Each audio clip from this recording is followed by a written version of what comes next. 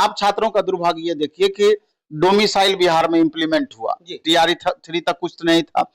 अब जब बिहार के छात्रों को मैक्सिमम लाभ की बारी आई, तब जाकर के ये सारा प्रयोग यहाँ पर चल रहा है आपका। अब 5वां ऑप्शन का भी आप प्रयोग देख लीजिए, 5वां ऑप्शन भी ठीक है। वहां पर उनका तर्क है कि जो बाद में रंगने वाले प्रोसेस का आरोप जो लगता था या उस आरोप की पुष्टि भी हो जाती थी कई बार, तो उन चीजों से बचने के लिए 5वें ऑप्शन को भी हम खाली नहीं छोड़े, इसलिए ऐसा हम लोग करने जा रहे हैं। तो उस हिसाब से यहाँ पर दिक्कत कुछ नहीं होना है, दिक्कत होना है टाइम टेकन वगैरह को लेकर के। अतिरिक्त समय देना चाहिए, अतिरिक्त निश्चित रूप से समय देना चाहिए। अब यहाँ टीआरई 4 की बात ले लीजिए, छात्र इससे कैसे संतुष्ट होंगे?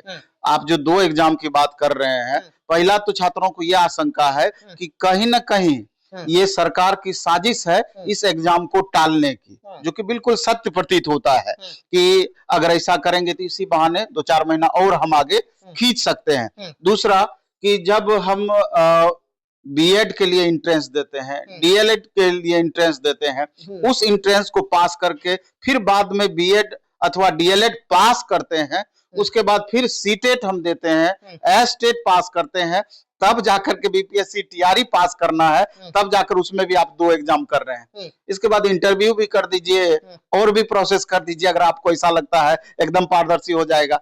क्या आप ऐसा करेंगे तो अधिकारी वाला वेतन दीजिएगा?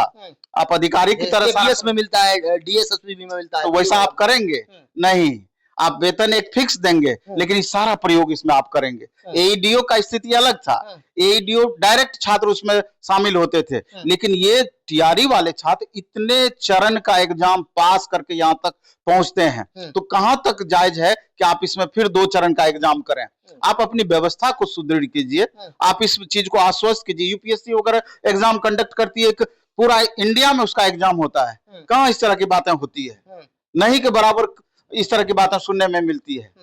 तो इतना 12-13 लाख कैंडिडेट में ही ये स्थिति होना है, इस तरह की परिस्थिति पैदा हो जाती है, ये कतई छात्र बर्दाश्त करने वाले नहीं है।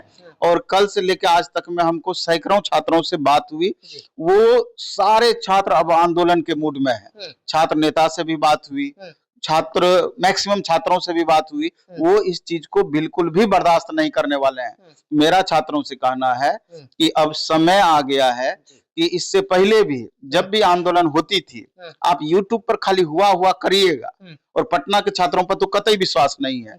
बाहर के छात्र आ जाते हैं, इस तरह का आंदोलन, आपके हक की लड़ाई, आपके लिए हक की लड़ाई दूसरे लोग लड़ते हैं, लेकिन आप अपने हक की लड़ाई में सहभागी भी नहीं बनते हैं।